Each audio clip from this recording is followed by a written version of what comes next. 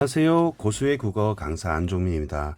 자, 이번에 두 번째로 고전 시가 두 번째 시간으로 정극인의 상춘곡을 한번 해볼까 합니다. 일단은 여러분이 몇 가지 아셔야 되는데요. 첫 번째, 작가 이름을 보면 정극인, 아무개라고 이렇게 나와 있잖아요. 자, 그렇게 되면 여러분 일단 어떤 사람인지는 잘 몰라도 양반이라는 거는 아실 겁니다. 우리 예전에 신분제로 양반이 있고 그다음에 양민이 있었죠. 자, 그러면 천민이 있었죠. 그죠? 양반은 우리 사대부라고도 하고요. 그죠? 조정에 관직으로 진출한 경우에 평생 글 공부를 하며 사는 선비라고 합니다. 아마 여러분 선비 사자를 아실 거예요. 우리 장기 둘 때 왕 옆에 네모 가난에서 벗어나지 못하는 선비사. 그런데 이제 이분들은 양반들은 굉장히 이분법적 사고를 했습니다. 뭐 선 아니면 악, 뭐 약간 이렇게 둘로만 나누어서 중간은 없다. 이분법적 사고에 사로잡힌 사람이다. 그러면 이 사람들은 두 가지로만 봤어요. 하나는 좋은 거, 하나는 또 하나는 안 좋은 거, 마이너스 이렇게 됐죠. 우리 문학에서는 좋은 거가 나오면 우리 동그라미를 칠 거고요. 안 좋고 나면 세모를 칠 겁니다. 그랬을 때 어떤 게 좋은 거냐? 어, 양, 바로 자연이 나오면 이거를 긍정적인 것으로 보았고요. 속세가 나오면 부정적인 것으로 보았습니다. 속세는 사람이 많이 모여 있는 곳, 이런 뜻입니다. 사람이 많이 있는 곳, 모여 있는 곳, 뭐 이런 뜻을 가지고 있습니다. 자, 그런데 자연에는 우리 어떤 것이 있을까요? 우리 예를 들어서 산이 있다거나, 그다음에 물이 있다거나, 아니면 우리 식물이 있다거나, 아니면 동물이 있다거나, 뭐 이런 것들이겠죠. 아니면 기상 현상들도 해당될 것이고요. 그러면 산이나 봉우리라든지 언덕이라든지 이런 것들이 나오면 동그라미를 치는 것이고요. 물에는 호수가 있다거나 시냇물이 있다거나 아니면 바다가 나왔다거나 강이 나왔다거나 이런 것이 나오면 동그라미 치면 폭포가 나왔다거나 그러면 여러분이 동그라미를 치면 되겠습니다. 식물은 나무가 있고요. 뭐 숲이 있고요. 뭐 그렇습니다. 그다음에 풀이 있고 그다음에 동물은 새가 나오고 뭐 이런 것들이 자 동그라미가 되겠죠. 그다음에 기상현상 같은 경우에는 뭐 비가 내린다거나 아니면 눈이 내린다거나 아니면 안개가 낀다거나 하늘에 떠 있는 구름이라거나 이런 것들이 나오면 여러분이 동그라미를 치면 되겠습니다. 여기서 꼭 알아둬야 되는 글자 세 가지가 있는데요, 여러분. 어, 수- 저, 사물 물자입니다. 사물 물자, 사물 물자에 그다음에 은자가 있어요. 은. 은닉하다, 숨다라는 뜻이에요. 은거하다, 은사 이렇게 얘기해요. 숨다. 그다음에 한가로울 한자. 자연에 있으니까 바쁘지 않고 굉장히 한가롭겠죠. 한가롭다, 한자. 요 세 글자를 기억하시고요. 그다음에 반대로 우리 속세가 나오면 이 세 글자 기억해야 되는 게 진세인입니다. 진세인 이것이 나오면 세모 표시하면 되겠습니다. 진은 먼지 같은 세상 이렇게 얘기를 하고요. 그다음에 먼지, 그다음에 세는 세상이고요. 이는 인간 사람입니다. 이렇게 그래서 속세는 부귀라든지 뭐 명예, 영화, 그다음에 많은 벼슬들 그런 욕심 많은 세상에 경쟁에서 쟁취해야 되는 많은 것들이 사람이 모여 있어서 할 수 있는 것들이 전부 다 여러분 마이너스라고 생각하시면 되겠습니다. 그래서 진세인 물은한 이렇게 기억하시면 되겠고요. 그래서 양반이 사고가 닦여 있다 이렇게 기억하시고 그다음에 상춘곡이라는 작품은 여러분이 기억하시는 게 일단 첫 번째 요 글자를 기억하시면 되겠습니다. 요 글자 춘이라는 글자죠. 여러분 그래서 계절 중에 춘하면 떠오르는 게 있죠. 그죠? 봄입니다. 봄. 그래서 이거는 사계절에 관한 얘기가 아닙니다. 봄에 해당되기 때문에 봄, 여름, 가을 사계절에 관한다라는 문제가 나오게 되면 당연히 틀린 것이죠. 그다음에 이 상자, 상은 감상하다, 감상한다, 감상한다, 완상한다, 감상하다, 완상하다 뭐 이런 뜻입니다. 그래서 봄을 감상하는 노래 이렇게 기억하시고요. 그다음에 두 가지 가르쳐 드릴게요. 이게 최초의 가사입니다. 최초의 가사. 그래서 의미가 좀 있고요. 그다음 두 번째 기억할 것은 요 작품은 가사기 때문에 네 덩어리로 끊어서 읽을 수 있습니다. 사음보의 음보율을 가지고 있고요. 그다음에 세 글자, 네 글자로 끊어 있거나 아니면 네 글자, 네 글자로 끊어 읽으면 되게 자연스러워요. 그래서 3, 4조, 4, 4조의 음수율을 가지고 있다. 그래서 이렇게 세 가지를 기억하시면 되겠고요. 그렇기 때문에 이거는 자유로운 운율이 아니라 형식이 정해져 있죠. 그래서 정형이랍니다. 정형. 정형 외과가 아니고요. 형식이 정해진 형식의 율격을 가지고 있다. 이런 것들도 알아두셔야 되겠습니다. 한번 쌤이 음보 연습 한번 해볼까요? 이렇게 작품이 있는데 홍진의 묻힌 분내 인해생에 어떠한고 옛사람 풍요랄 미찰까 만미찰까 이렇게 돼 있죠. 그러면 세 글자, 네 글자, 네 글자, 네 글자 이렇게 3, 4조, 4, 4조죠. 세 글자, 세 글자, 세 글자, 네 글자. 그래서 3, 4조, 4, 4조에 네 덩어리로 사음보라는 것을 여러분이 알 수가 있습니다. 그러면 선생님이랑 서사 부분을 한번 풀이를 한번 해보겠습니다. 자, 홍진의 선생님이 아까 그 진세인이 나오면 속세라고 했잖아요. 이 진자가 바로 속세를 뜻하는 글자가 돼서 세모를 쳤습니다. 그러면 이 진자 밑에 보면 있는 글자가 이게 흑토자죠. 흑토자. 그래서 이게 먼지 진자가 되고요. 이거는 붉은 먼지라는 뜻을 갖고 있어요.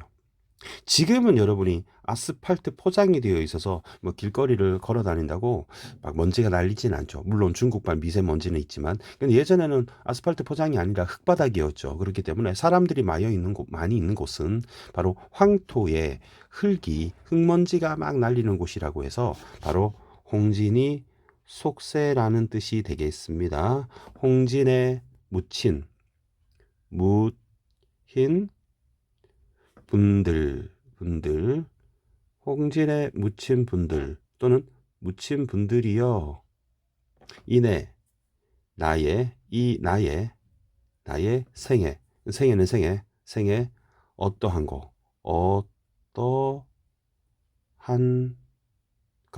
어떠한가 이렇게 하면 되겠습니다. 자, 그런데 예전에는 고전 시가에는 물음표 느낌표 같은 게 없었어요. 그래서 우리가 표시를 해야 되는데 여러분이 주목해야 되는 고라는 겁니다. 그래서 이게 의문형으로 끝나는 의문형 종결이다. 이렇게 여러분이 기억하셔야 됩니다. 이런 것도 출제가 될 수 있거든요. 그러면 의문형 종결에 대해서 일단 어미나 조사를 가르쳐 드릴게요. 일단 10개가 있는데요. 료 있습니다. 료. 여기는 아 계열이고 이 오 계열입니다. 료. 그다음에 뇨 이렇게 있고요. 그다음에 고 이렇게 있고요. 오 이렇게 고 이렇게 8개가 있고요. 니은다. 2인칭 주가 올 때는 니은다나 는다가 옵니다. 그리고 이렇게 10개가 있습니다. 그래서 요거를 좀 익혀두면 굉장히 쉽게 해결할 수 있습니다. 예를 들어서 여러분이 읽다 보면은 미차할까 할 때 가 나오죠. 이런 것들을 체크하면 돼요. 말할 것까 이렇게 해서 물음표 이렇게 치면 되겠습니다. 뭐 서리법은 나중에 물어볼 거. 나의 생활이 어떻습니까? 나의 생활은 바로 자연 친화적인 삶을 살고 있다는 거죠. 속세에 묻힌 분들 내 생활이 어떤 것 같아? 라고 자연 친화적 삶에 대해서 자기 자랑을 하려고 지금 시작한 겁니다. 오프닝을. 그러면 옛사람은 옛날 사람의 풍류는 풍류라고 그냥 번역하는 게 가장 자연스러운데 풍류를 멋이라고 해석할 수도 있고요. 현대어로 아니면 흥겨움 정도 될 수도 있고요. 그래서 풍류를 그냥 풍류라고 하는 게 가장 자연스럽습니다. 풍류를 미칠까요? 도달할까요? 미칠까요? 못 미칠까요? 미칠까? 못 미칠까? 내가 거기에 도달할까? 도달하지 못할까? 이렇게 물어봅니다. 천지간 하늘천 따지 땅 사이 그럼 세상이란 뜻이겠죠. 세상에 남자 몸이 날만하니 나만한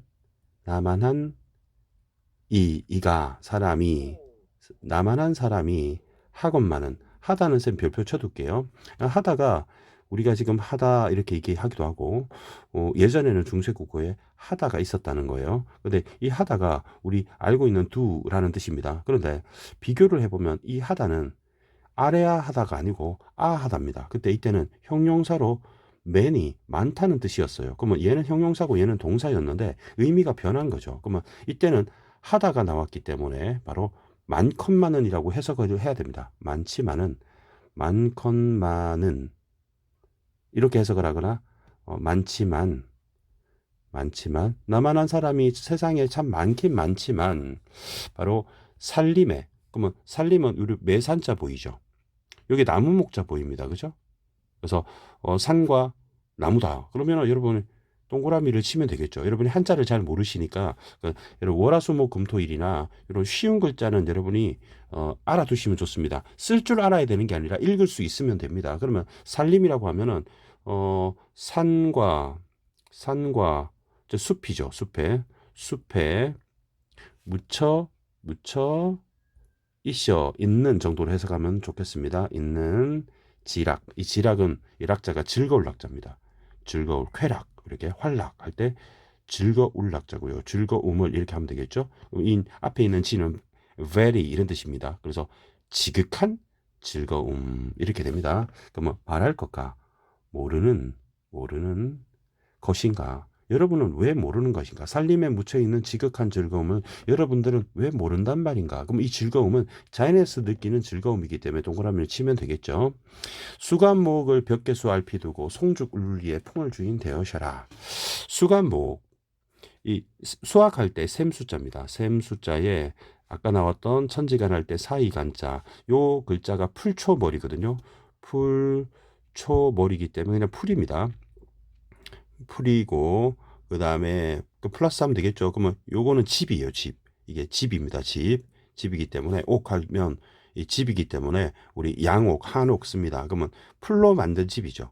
갈대에 속하는 갈대풀이라고 해요. 그러면 풀로 만든 집이니까 여러분 초가집이죠. 그죠? 그래서 이 사이간자도 되고 칸도 됩니다. 그래서 이걸 해석할 때 몇 칸 되는 몇 칸이 되는 초가의 집을 이렇게 현대풀이하면 되겠죠? 몇 개수. 여러분 이렇게 세 글자가 나오면 제일 중요한 글자는 어딜까요? 그렇죠? 제일 끝에 있는 글자예요. 그럼 이거는 월화수목금토일의 물이잖아요. 그러면 물은 자연이기 때문에 여러분이 동그라미 씌우면 되겠죠. 자, 그러면 요 글자도 여러분 삼수변 그래가지고 물을 뜻하는 글자입니다. 삼수변해서 물을 뜻하는 글자니까 요 글자가 나오면 워터 물이다 이렇게 기억하시면 되고 쌤이 쓴 글자 요 글자는 바다 해자예요. 바다 해자고 요렇게 하면 강자입니다. 그러면 벽개수는 푸른 이란 뜻이요. 블루 시내 개자죠. 계곡할 때 그 물이죠. 시냇물을 그죠? 앞에 두고 앞에 알페는 앞에 두고는 두고 그다음에 송죽 여기 나무가 있는데 여기 나무 목자잖아요. 그죠? 그러면 송 하면은 여러분 송진합니까? 바로 소나무 끙끙한 거죠. 그 소나무고 죽순 할 때 대나무죠. 대나무입니다. 그래서 소나무와 대나무가 이런 뜻이에요.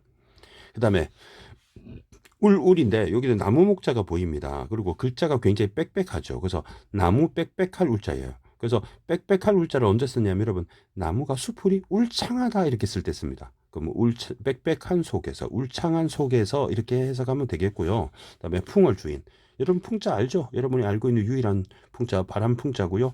달 월자죠. 그러면 바람과 달에 동그라미 치게요. 주인이 되었다. 그러면 나는 자연 속에서 풍월 주인이 되었다 하면 되었구나 정도로 번역하면 되겠죠. 그러면 이 구나 다음에 느낌표를 칠 수 있잖아요. 그러면 우리 영탄법이라고 하면 되겠습니다. 그럼 서사는 풍을 주인이 되어 누리는 바로 지극한 즐거움이다 라고 요약하면 오프닝이 이제 완료가 되었습니다.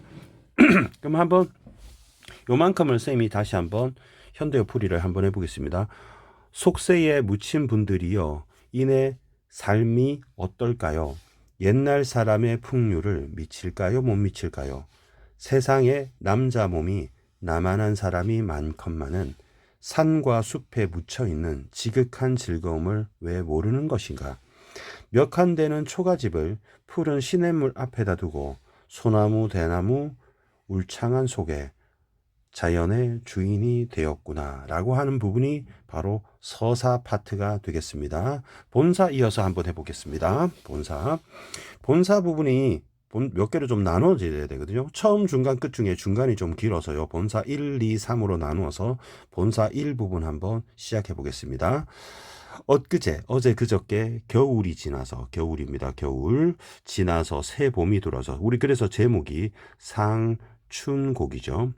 돌아오니는 여러분이 돌아오니 이렇게 하면 됩니다. 겨울이 지나서 돌아오면 꽃도 피고 나비도 날고 새도 울고 할 겁니다. 그러면 도와 행하. 그러면 여기서 제일 중요한 글자는 맨 끝에 글자입니다. 그러면 맨 끝에 글자하고 두 번째 글자 반 나누면 두 번째, 네 번째 공통적으로 들어있는 것이 선생님이 아까 말했던 풀초머리잖아요. 풀초머리. 그러면 요 화자는 여러분 풀이 있는데 바로 자연의 의미로 꽃이 되는 겁니다. 그러면 무슨 꽃이냐? 뭐 알 필요 없겠죠. 일단 자연이면 알미니까 동그라미 치면 되겠죠. 그냥 꽃이라고 번역해도 됩니다. 요 도는 참고로 보시면 나무로 만들고 여기도 나무 목자가 있잖아요. 그래서 나무인데 꽃이 피는 그게 뭐냐? 그 도자는 여러분 천도, 백도, 황도 알죠? 그래서 복숭아입니다. 복숭아. 그래서 복숭아 꽃이 될 것이고 복숭아 꽃이고 이 행자는 살구 행자예요. 그래서 살구가 행입니다. 그래서 복숭아 꽃과 살구 꽃은 이렇게 해석하면 되고요. 석양 저녁이죠. 저녁 이제 햇살 해란 뜻입니다. 햇볕 햇살 우리 양지 음지 할 때 속에 울룰리에 그러면 석양리에 그러면 저녁 속에 피어 있고 꽃이 피어 있고 그럼 시각적 심상으로 우리 설국꽃과 복숭아꽃을 얘기했고요. 녹양방초 역시 제일 중요한 글자는 두 번째 네 번째 글자예요. 그럼 앞에 있는 거는 나무죠. 이 양자가 버드나무입니다. 버드나무. 서울에 가면 양천구가 있는데 안양천이 있거든요. 버드나무 그런 뜻입니다. 그래서 이 초록색이란 뜻이요. 녹색, 초록색 버드나무와 이 또 풀초가 있죠. 그래서 이게 향기로울 방자예요. 향기로울 방자예요. 그럼 우리 방향제 할 때 이 방자를 씁니다. 여자 나이 방년 뭐 20세 할 때도 쓰고요. 그러면 향기로운 푸른 이렇게죠. 초라고 쓸 뻔했네. 푸른 그러면 이것도 자연이니까 동그라미를 치면 되겠죠. 동그라미 친 건 다 자연입니다. 이런 거 다 동그라미 친 것들은 긍정적인 바로 소재로서 자연이다. 바로 새우 중에 새우 할 때 우자가 비우자죠. 그죠? 비. 그럼 요거는 실사변인데요. 실입니다. 스레드. 그래서 이 가느다라다, 우리 섬세하다 이렇게 얘기하죠. 그러면 가느다란 비라고 하면은 여러분 가랑비, 그죠? 가랑비 속에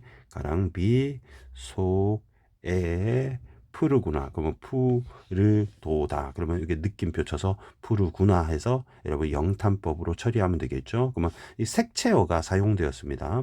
그러면 봄에 비가 오고 나면 굉장히 선명한 그런 봄의 풍경을 말합니다. 칼로 말하는가 붓으로 그리는가. 그러면 뭐로 뭐 하는가 뭐로 뭐 하는가 해서 반복이 됐죠. 그러면 요거를 여러분이 알아둘 거는 대꾸법이라고 알아두시면 되고 짝을 이루는 겁니다.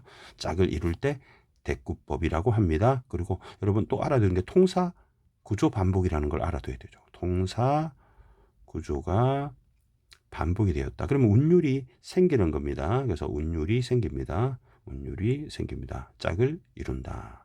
이렇게 기억하시고요. 그러면 한번 번역해 볼까요? 칼로 잘라냈는가? 칼로 잘라냈는가? 그러면 가 나오면 쌤이 뒤에 물음표 친다고 했지, 그지? 붓으로 그려냈는가? 그러면 그림 같은 풍경이다는 거죠. 조화신공. 여러분 조화신공은 조화는 조물주입니다. 조물주. 세상을 만든 조물주의 이렇게 되고 귀신 신자죠. 그러면 귀신 같은 공로가 이렇게 하면 됩니다. 공로가 그러면 솜씨 정도로 의역하겠습니다.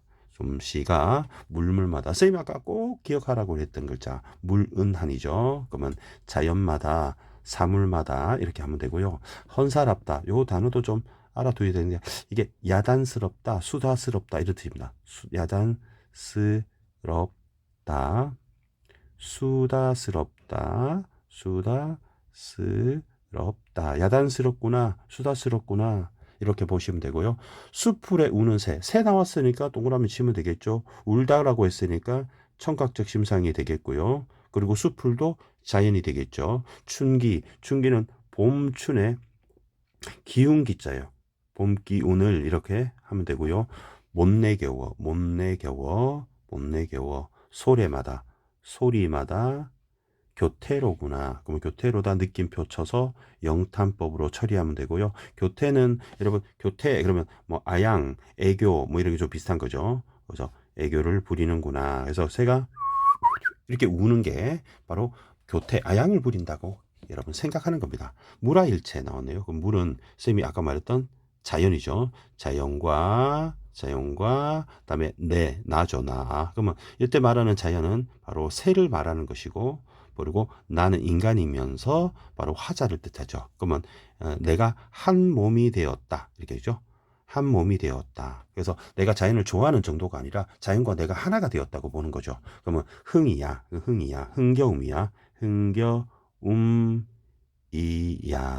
흥겨움이 내가 느끼는 흥겨움과 새가 느끼는 흥겨움이 다를 소냐. 쌤이 아까 냐 나오면 쌤이 의문형 종결이라고 했죠. 그러면 다르겠느냐 이렇게 하면 되겠죠. 다르겠느냐. 그러면 이거를 평소문으로 바꿀 수 있습니다. 다르겠느냐 하면 다르지 않다죠. 다르지 않다. 그러면 다르지 않다라는 걸 쉽게 말하면 심플하게 말하면 뭡니까? 바로 같다 이렇게 하면 되겠죠. 그러면 이렇게 의문문을 이렇게 평서문으로 이렇게 바꿀 수가 있는 겁니다. 그럼 이렇게 바꿀 수 있기 때문에 강조하는 표현인 거죠. 그럼 이렇게 바꿀 수 있으면 이것을 우리는 서리적 표현이다. 서리법이다. 이렇게 얘기하는 겁니다. 자, 다르겠느냐? 그러면 새가 느끼는 흥겨움과 내가 느끼는 흥겨움이 같다. 그러면 시비에 걸어보고 정자에 앉아보니 시비는 요 나무목이 있고요. 바로 나무로 만든 건데 여러분 살인문입니다. 살인문. 그러면 살인문 앞을 걸어보고 살인문이 시비예요. 여러분 뭐냐면 우리 지금 현관문이 말고요. 예전에 초가집이 있으면 이거 초가집입니다. 초가집. 그새 그림 그린 거예요. 그러면 우리 울타리가 나무로 이렇게 만들어 놓은 거 아시죠? 나무로 이렇게 만들어 놓았을 겁니다. 그러면 대문이 되게 허술하지 않아요? 허술한데 예를 들어서 선생님이 문을 이렇게 쌀입이 나무로 만들어서 이런 식으로 되어 있다면 요 문 있죠. 요 문을 우리 살인문, 시비라고 하는 겁니다. 아시겠습니까? 그러면 살인문 앞을 걸어보고 워킹 해보고 그다음에 정자에 앉아보니 그러면 어디에 걸어보고 어디에 뭐뭐 앉아본다 라고 했으니까 요것도 대꾸법이 되겠죠. 그죠? 정자에 앉아보니 소요 음령하여 소요할 때 요 글자가 공통적으로 들어있죠. 그죠? 요 글자 이름이 뭐냐면 부수 이름이 별명은 책받침이라고 그래요. 책받침이고 원래 생긴 모양은 요렇게 생긴 모양인데 요거를 좀 모양을 간추려서 요렇게 표현한 거예요. 그러면 책받침 원래 풀네임이 뭐냐면 쉬엄쉬엄 갈착자입니다. 쉬엄쉬엄 갈착 요게 이름이에요. 이름이 좀 길죠. 그럼 천천히 간다는 뜻이요. 천천히 간다. 그래서 우리 이 글자가 들어있는 글자 중에 대표적으로 요 글자가 있죠. 바로 길도자가 있고요. 가까울 근자가 있고요. 멀 원자가 있고 이게 다 들어있습니다. 그러면 천천히 가는데 소요는 그러면 여러분 뭐냐면 산책한다. 천천히 여유 있게 걷는 것이고요. 입구자가 보이고 여기 말서먼자가 보이는데 요거는 시를 읊조린다 뜻이에요. 시를 읊조린다. 시 낭송하는 겁니다. 조림. 그러면 산책하면서 시를 읊조리면서 산일. 그러면 산에서 보내는 하루. 산에서 지내는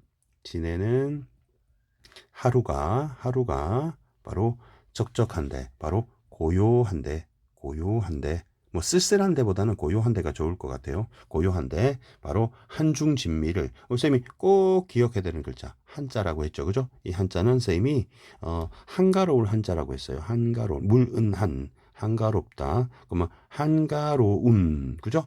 가운데 느끼는 참 맛 하면은 이제 멋 정도로 하면 됩니다. 맛 입구자가 들어있네요. 멋을 아는 이가 없이 호자이로다 되거든요. 여러분 혼자 합니다. 혼자 이로다. 그럼 나 혼자만 이것을 느끼고 있다는 겁니다. 그럼 로다는 감탄형 종결음이 있기 때문에 혼자로구나 이렇게 영탄법으로 처리하면 되겠죠. 그래서 본사 1 내용을 한번 정리해 보았습니다. 그럼 본사 1 내용을 한번 선생님이랑 같이 한번 현대어 풀이 다시 한번 해볼게요. 어제 그저께 겨울 지나 쌤이 노란색으로 줄을 그으면서 한번 해보고 이러면은 어제 그저께 겨울이 지나 새봄이 돌아오니 복숭아꽃 살구꽃은 저녁 속에 피어 있고 초록색 버드나무와 향기로운 풀은 가랑비 속에 푸르구나. 칼로 잘라냈는가 붓으로 그려냈는가. 조물주의 귀신 같은 솜씨가 자연마다 야단스럽구나. 수풀에 우는 새는 봄 기운을 못내 흥에 겨워 소리마다 교태로구나. 그죠? 자연과 내가 하나 한 몸이라고 했으니 흥이 다르겠느냐. 살인문 앞을 걸어보고 정자에 앉아보니 산책하면서 시 낭송하여 산에서 보내는 하루가 고요한데 한가로운 가운데 느끼는 참 멋을 아는 사람이 없이 혼자로구나. 이렇게 여러분이 해석하시면 됩니다. 그럼 여기서 핵심어가 될 만한 부분은 한중진미가 될 것 같습니다. 한중진미. 아까 파트 1에서는 풍월 주인이 아마 핵심적인 문구가 아닌가 생각이 듭니다. 자, 이번에는 본사 2번 한번 들어가 보겠습니다. 이봐 하면 이봐 하고 불렀어요. 니웃들아. 그러면 이웃들아. 이웃을 불렀습니다. 자, 그러면 이거는 돈청말이라고 하는데요. 이 부분은 돈청말이라고 하는데 돈청말. 이게 시험에 자주 나오는 말 표현들입니다. 돈호법이고요. 누군가 부를 때 쓰는 겁니다. 누군가 부를 때 외울 때 여러분 돼지야 이렇게 기억하면 돼요. 청자 설정이고요. 청자를 자기 혼자서 하는 말이 아니라 이웃한테 말을 거는 겁니다. 그리고 말을 건네는 어투를 사용했다. 그러면 요거는 이제 여러분 나중에 대화체 이렇게 기억하시면 됩니다. 독백체, 고백체가 아니라 대화체. 그러면 이웃들아, 산수. 그러면 산과 물이니까 동그라미가 되겠죠. 구경 가자스라 라고 하는 거는 가자꾸나. 렛츠고 이런 뜻입니다. 그러면 이거는 너도 하고 나도 하는 거를 청유형이라고 하잖아요. 그래서 청유법이라고 하는 겁니다. 그 다음에 답청은 오늘 하고 욕기란 내일 하세. 이 부분도 뭐뭐으란 언제 하고 뭐뭐란 언제 하세죠. 그러면 이것도 대꾸법이 될 것이고 통사구조 반복이 되겠습니다. 자, 오늘 뭘 하고 내일 뭘 하자는 거지 볼까요? 이 답청에 있는 왼쪽에 있는 것은 여러분 알고 있는 발족자가 있어요. 발족자. 수족 냉증 그러잖아요. 그래서 발족을 변형한 거예요. 그럼 발로 하는 여러분 발불답자예요. 발불답. 그래서 답사할 때 쓰는 말입니다. 그럼 청은 풀을 청자죠. 그러면 푸른 것을 밟는다는 것은 풀을 밟는다 이렇게 기억하시면 되고요. 그래서 결국 답청이라는 거는 산책입니다. 피크닉이죠. 답보. 그러면 산책은 그죠? 산책은 오늘 산책을 하고 여기 보면은 여기 삼수변이 들어 있습니다. 그래서 목욕입니다. 목욕할 때 욕자입니다. 목욕은 내일 하세. 그러면 요것도 청유법이 되겠죠. 내일 하자 이런 겁니다. 내일 하자 청유법이 되겠고 그다음에 아침에 채산하고 나중에 조수하세. 요 부분이 좀 중요한데요. 요 부분을 언제 뭐뭐 하고 언제 뭐뭐 하세니까 요것도 역시 대꾸법이 되겠죠. 아참에 하는 말은 아침에예요. 아침에.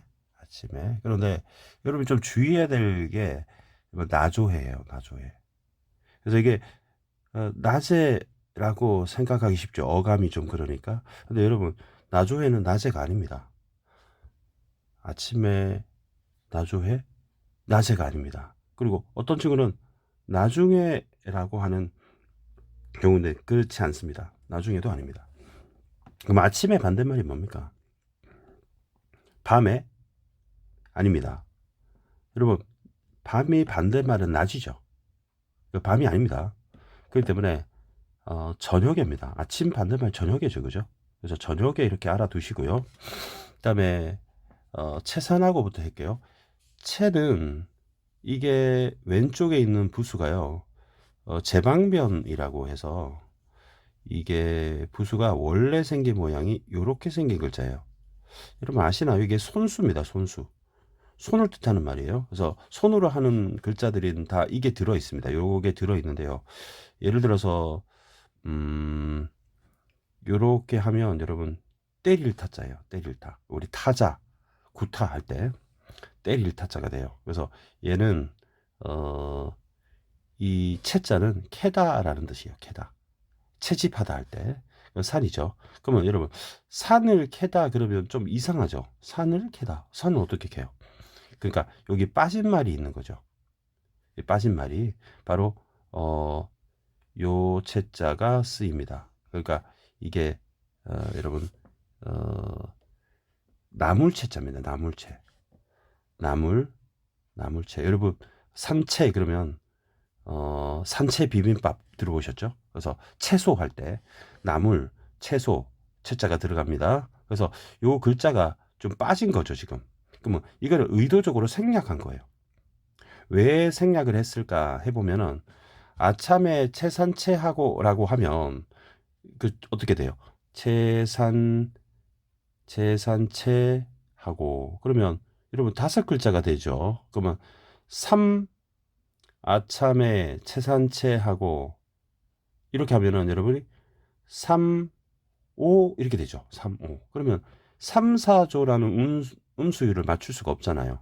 그러려면 의도적으로 이 채자를 누락시켜서 생략을 해서 이게 3, 4로 맞춘 거죠. 그래서 이거는 음수율을 고려하여 의도적으로 시어를 생략했다. 이렇게 말할 수 있는 겁니다. 그러니까 채자는 의도적으로 생략했다. 이렇게 여러분이 아시면 되겠습니다. 그래서 요거를 쌤 빨간색으로 표시를 해 두겠습니다. 이렇게. 자, 그 다음에 나조해. 그러면 아까 저녁에 이렇게 얘기했죠. 여러분. 그래서 저녁에 조수하세. 그러면 이거는 쇠금자인데요. 이게 낚시하다라는 뜻이에요. 낚시하다. 그래서 낚시하는 것을 우리 업으로 점사는 조업 이렇게 얘기하죠. 낚시하다. 근데 물 이렇게 하면 여러분 물을 낚시할 수 없죠. 그럼 여기서는 또 하나 빠진 거죠.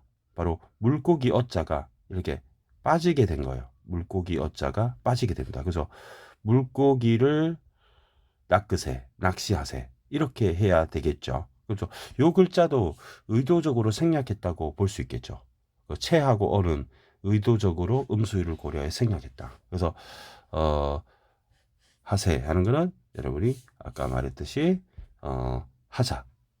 그래서 청유법 이렇게 기억하시면 되겠습니다. 그래서 요 빨간 부분 여러분이 중요하다 이렇게 아시면 되겠습니다. 아침에 산나물을 캐고 저녁에 낚시하세 물고기를 낚으세. 그다음에 괴어 갓 발효하여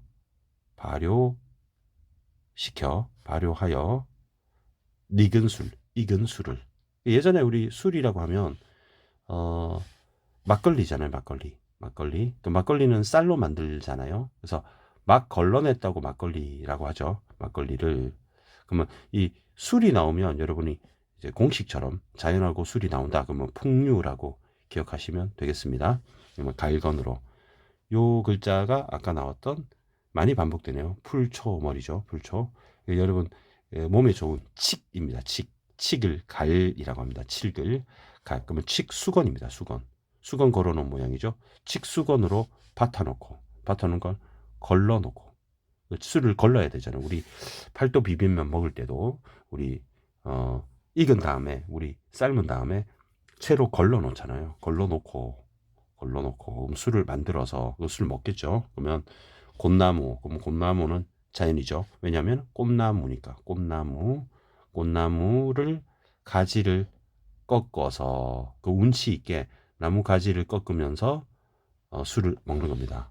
수 놓고 샘을 놓으면서 솜을 놓으면서 한 잔 할 때마다 하나의 가지를 꺾나 봐요. 그러면 먹으리라.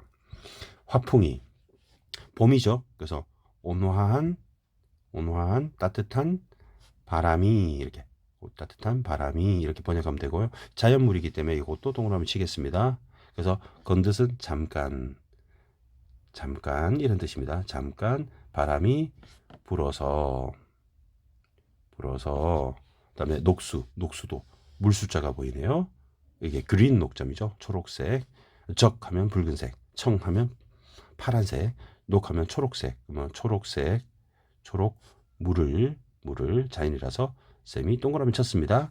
건너오니. 그다음에 청향은 요게 물수가 들어있죠. 물 맑을 청자입니다. 맑을 청. 요게 없으면 푸를 청. 그러니까 맑은 향기죠. 향기. 맑은 향기는 잔에, 술잔이죠. 술잔에 떨어지고. 낙콩 그러면 떨어질 낙자예요. 낙콩 떨어지는 꽃잎은 떨어지는 붉을 홍자니까 붉은 꽃은 옷에 떨어진다. 그러면 옷에 떨어지는 것도 여러분 무엇은 어디에 지고 무엇은 어디에 진다도 여러분 대꾸법이 되겠죠. 그래서 본사2는 아름다운 풍경에 젖어서 술을 한 잔 하고 있는 모습입니다. 그러면 이 파트 본사2도 한번 복습을 해볼게요. 그러면 이봐 이웃들아 산과 물 구경 가자꾸나. 산책은 오늘 하고 목욕은 내일 하세. 아침에 산나무를 캐고 저녁에 물고기를 낚으세. 갓 발효하여 익은 술을 칡수건으로 걸러놓고 꽃나무 가지를 꺾어 샘을 놓으며 먹으리라. 따뜻한 바람이 잠깐 불어 푸른 물을 건너오니 맑은 향은 술잔에 지고 붉은 꽃잎은 옷에 떨어진다. 이렇게 됩니다. 자, 본사 3번 부분 한번 가겠습니다. 본사 3번 부분 반 정도 했다고 보시면 되겠습니다. 그 다음에 준중이 여기 나무목이 들어있는데요. 이게 술동이란 뜻이에요. 술로 모아둘 수 있는 술동이 속이 가운데가 텅 비어거든. 그다음에 날 다려할 때 이 다려라는 단어가 고전 필수 어휘예요. 그 역격 부사격 조사에서 누구에게 이런 뜻이에요. 누구에게. 그러면 나에게 알려라. 술이 비면 나에게 알려라. 그러면 술을 채워서 또 리필해서 먹어야 되니까요. 그래서 명령법이 사용되었습니다. 그다음에 소동 그러면 작을 숫자죠. 작은 동은 아이 동자고요. 작은 아이도 아이입니다. 그러면 이게 의미가 중복이 됐습니다. 다려는 아까 나왔던 누구에게라는 뜻을 갖고 있고요. 동그라미 치면 자연이 되니까 이건 좀 취소해야 되겠네요. 선생님이 동그라미는 자연에다가 표시했기 때문에 요거는 취소하고 중요하니까 선생님이 물결 밑줄을 쳐두겠습니다. 주가에 술을 물어. 그러면 주가는 여기 물숫자라고 있죠. 술주자입니다. 술주자. 그러면 술집에 술을 물어봐서 술이 있냐고 물어봐서. 그다음에 어루는 막대 짚고 아해는 그죠? 술을 메고. 그러면 이것도 대꾸법이 되겠죠. 대꾸법 쌤 디귿 기억 쓰겠습니다. 어루는 어른입니다. 어른은 막대기를 짚고. 그럼 등산 스틱이죠. 짚고서 아이는 아까 나왔던 요 아이입니다. 아이는 술을 등에 메고 미음 완보하여 시냇가에. 그럼 시냇가도 이런 자연물이니까 동그라미 치면 되겠죠. 그럼 시냇가에 호자는 혼자라고 했으니까 혼자 앉아서 이렇게 하면 되겠죠. 그러면 앞에 있는 미음 완보 한번 해결해 보겠습니다. 미음은 요 음자가 아까 읊을 음자라 그랬는데요. 이게 시 낭송하는 겁니다. 시를 낭송하며 천천히 걸어가는 거예요. 천천히. 그래서 완보하다는 천천히 걸어간다. 천천히. 완 반대말이 급한 거죠. 급이죠. 그러면 천천히 슬로우 이런 뜻입니다. 그래서 천천히 걸어가서 산책을 해서. 그러면 미음안보라는 단어하고 앞에 나왔던 소요음령이 비슷한 단어입니다. 소요음령하고 해서 시냇가에 혼자 앉아. 명사. 그러면 밝을 명자에 요게 이제 물에 있는 모래라는 뜻이에요. 모래사자. 그래서 우리 모래사장, 백사장 이런 말 쓰죠. 모래. 좋은. 그러면 좋은도 중요한 단어니까 선생님이 물결 치겠습니다. 우리가 지금 좋다 이런 말을 쓰잖아요. 좋다. 근데 중세국어에서는 예전에는 조선시대는 좋다라는 단어가 있었어요. 근데 우리가 좋다 그러면 우리가 좋다, 굿이란 뜻이 아니에요. 깨끗하다는 뜻이에요. 그래서 이게 이 단어가 중요한 단어가 되겠죠. 그래서 깨끗한 물에 이렇게 해석해야 되고 좋다라고 해야 뭐 굿이라든지 좋아하다인 like의 뜻이 있어요. 그 좋다 그러면 좋다고 좋다 그러면 깨끗하다 맑다 이런 뜻입니다. 물에 그러면 깨끗한 물에 이렇게 좋은 물이 아닙니다. 깨끗한 물에 그러면 밝은 모래가 있는 깨끗한 물에 술잔을 씻어서 부어 들고 청유할 때 둘 다 삼수변이 있습니다. 그러면 자연물에 해당되는 명사도 동그라미 치고요. 청유도 동그라미 칠게요. 그러면 청유는 맑은 하류, 중류, 하류, 상류 이렇게 할 때 맑은 물이라고 그냥 강물이라고 해도 되고요. 물을 굽어보니 그러면 위를 쳐다보니까 떠오나니 그러면 여러분 시옷 디귿 있어도 쫄지 마시고 그냥 쌍디귿으로 여러분이 읽으면 되겠습니다. 그러면 떠오는 것이 도화로다. 우리 도화는 한번 나왔잖아요. 복숭아꽃이라고 그죠? 그래서 나무 목자 있고 풀초벌이 있습니다. 그래서 천도복숭아 할 때 복숭아 꽃이 꽃 해놓고 그죠? 로다 이렇게 하면 되죠.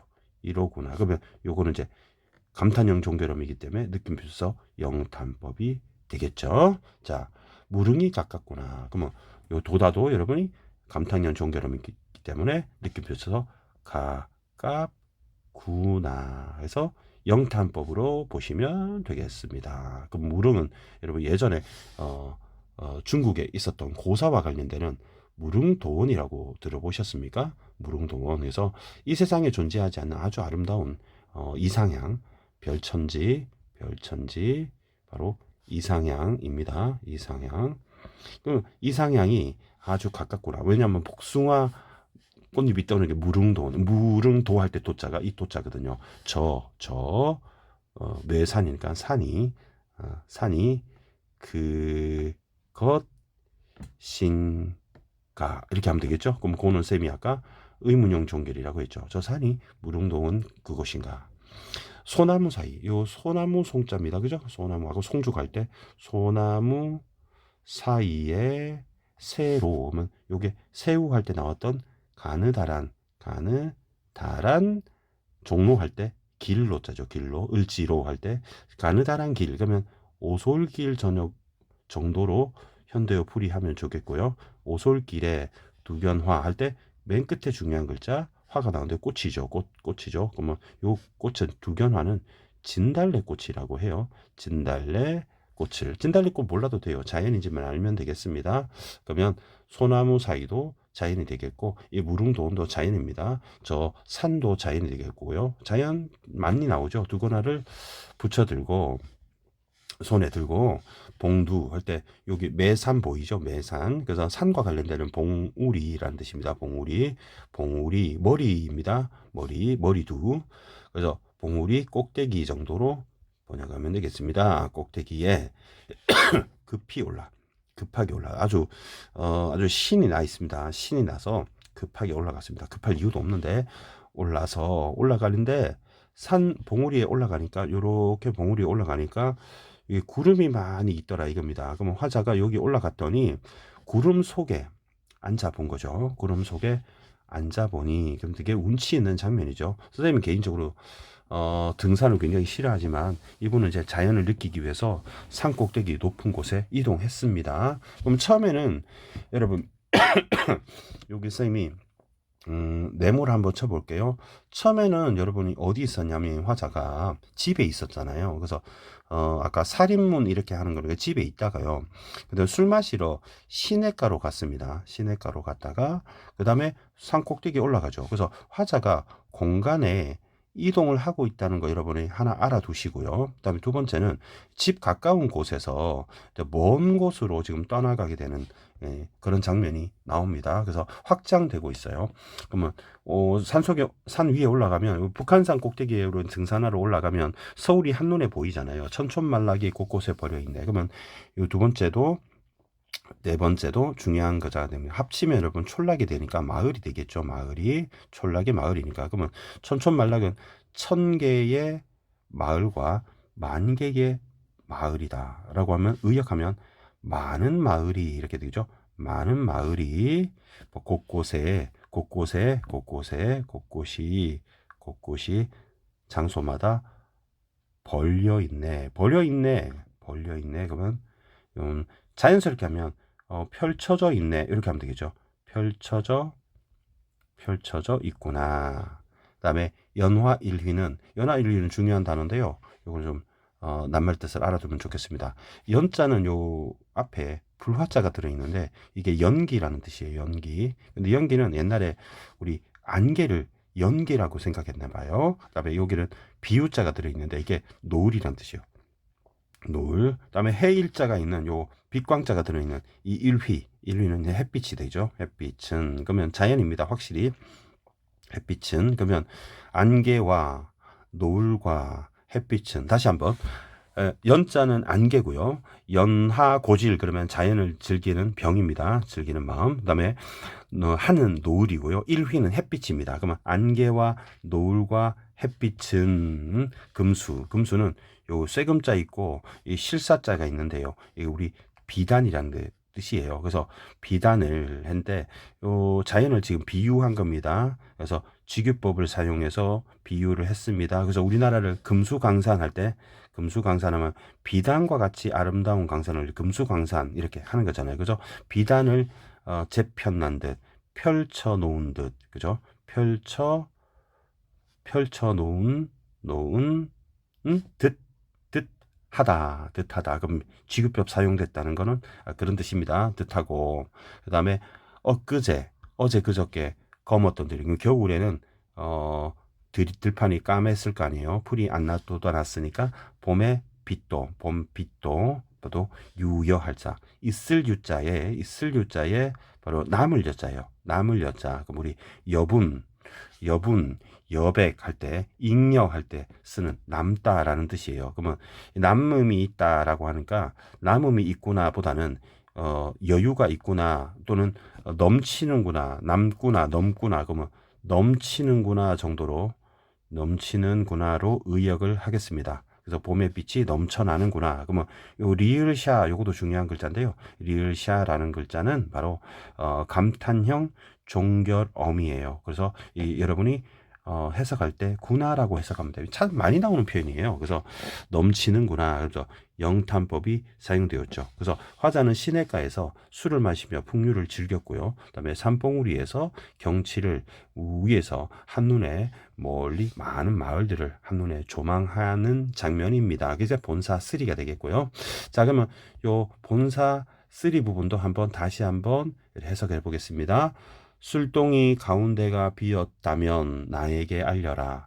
작은 아이에게 술집에 술을 물어봐서 어른은 막대기를 찢고 아이는 술을 메고 여기서 말하는 어른은 화자입니다. 화자. 그리고 아이는 이제 하인이라 보시면 되겠고요. 그다음에 신앙송하며 천천히 걸으면서 시냇가에 혼자 앉아서 밝은 모래가 있는 깨끗한 물에 술잔을 씻어서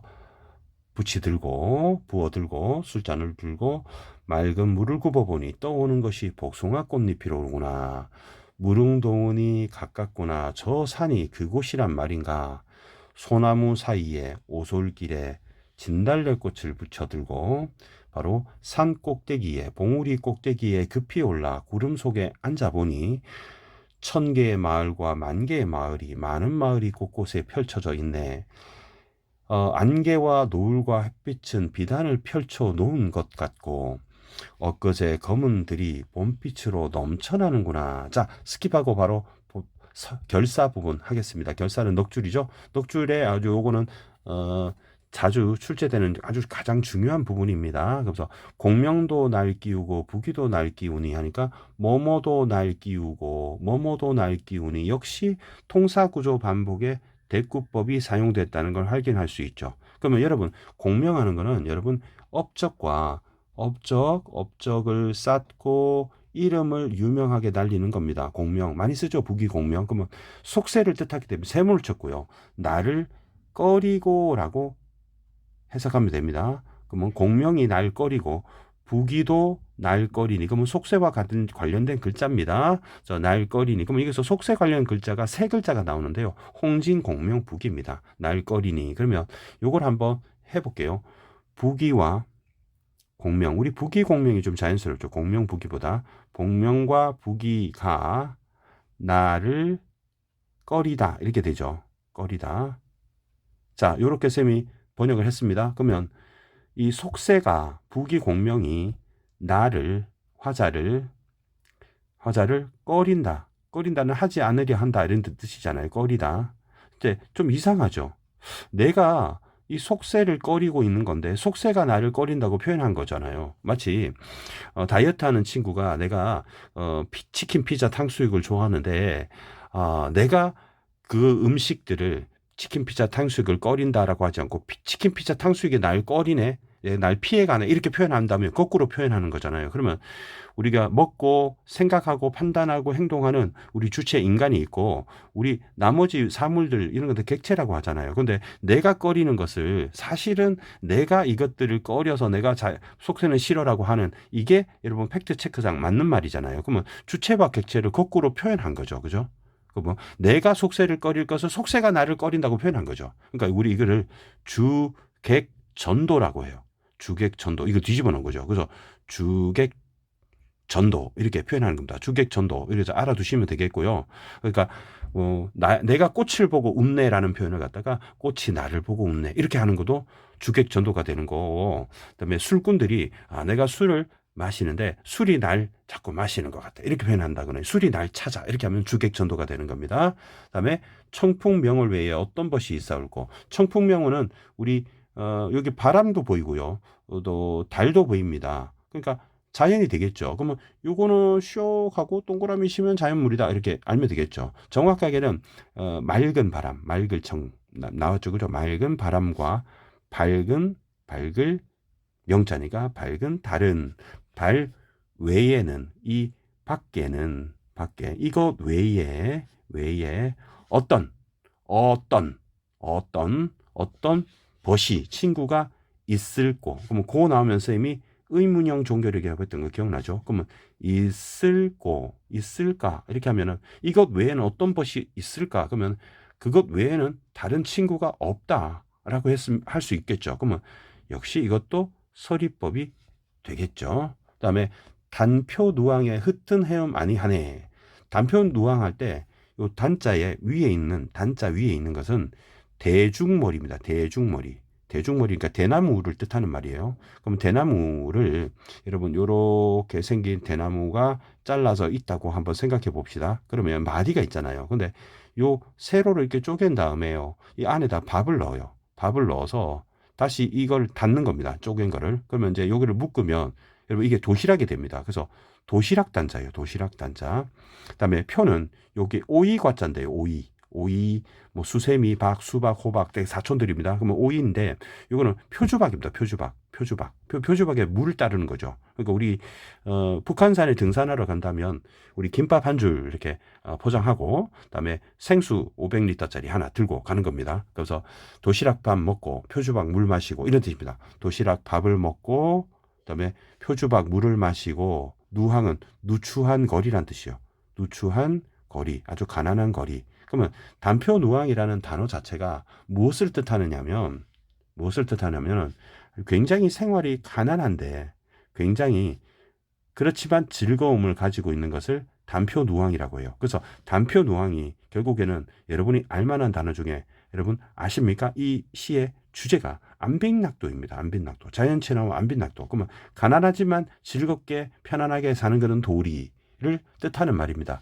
흩은 해음. 그러면 허튼 생각이란 뜻이요. 허튼 생각 아니하네. 그러면 허튼 생각은 속세에 대한 생각을 하지 않는데 아니하네. 하지 않네. 아모타. 그러면 그냥 감탄사로 아 정도로 해석하면 되겠고요. 이 글의 가사가 여러분 이제 자연 친화를 뜻하는 그런 가사잖아요. 그래서 우리가 이런 가사를 은일 가사라고도 하고요. 그다음에 이 글의 작가가 양반이기 때문에 양반 가사가 되고요. 가사가 되고요. 그리고 끝에 3, 5, 4, 3이나 3, 5, 4, 4로 끝나면은 격식이 벗어나지 않는다고 해서 정격 가사라고 해요. 그래서 이 시조의 종장과 율격이 비슷하죠. 우리 알고 있는 시조 중에 우리 단신가 이런 거 있잖아요. 그죠? 그래서 이런들 어떠하며 저런들 어떠하리. 아, 이거는 하여가구나. 그러면 뭐죠? 이 몸이 죽고 죽어 일백번 고쳐 주고 백골이 진도되어 넋이라도 있고 없고 임향한 일편단심이야 가실 줄이 이시랴. 이렇게 해서 시조 종장이랑 되게 비슷한 겁니다. 그럼 100년 동안의 행락이 뭐 즐거움이라고 할까요? 행복이라고 할까요? 즐거움이 그러면 좋은 거죠. 그죠? 이만한들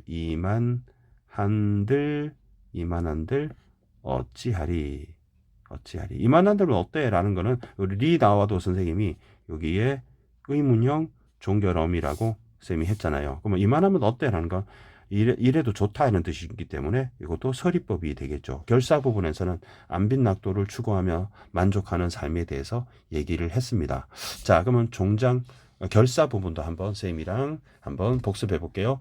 공명도 날거리고 부귀도 날거리니 맑은 바람과 밝은 달 외에 어떤 친구가 있을까? 안빈낙도에 허튼 생각을 하지 않네. 아, 100년의 즐거움이 이만한들 어찌하리. 그래서 맨 마지막에는 굉장히 만족감, 자기 만족감, 그래서 우리 어, 자족감, 이렇게 자족감을 표현한 겁니다. 그래서 요 전체적으로 이 쌤이랑 작품을 했는데요. 전체가 79구로 되어 있고요. 이 사대부 가사의 문학의 최초의 작품, 효시라고 합니다. 그래서 이 정극이라는 사람이 자기 고향 태인에 기거하는 그런 자연의 즐거움을 서사, 본사, 결사로 이렇게 봄에 대해서 무라일체와 안빈낙도 이런 것을 얘기하게 됩니다. 나중에 이 작품은 여러분이 나중에 정철의 성산별곡에 영향을 주게 되는 그런 작품이고요. 오늘 좀 긴 학습을 했는데 1시간 가까이 했네요. 그래서 복습 잘 하시고 그리고 좋은 작품 하나 만나봤습니다. 내신 대비도 잘 하시고요. 질문 있으시면 게시판에 글 남겨두시고요. 구독, 좋아요 잘 부탁드리겠습니다. 자, 오늘 정극인의 상충곡 강의는 마치겠습니다. 수고하셨습니다.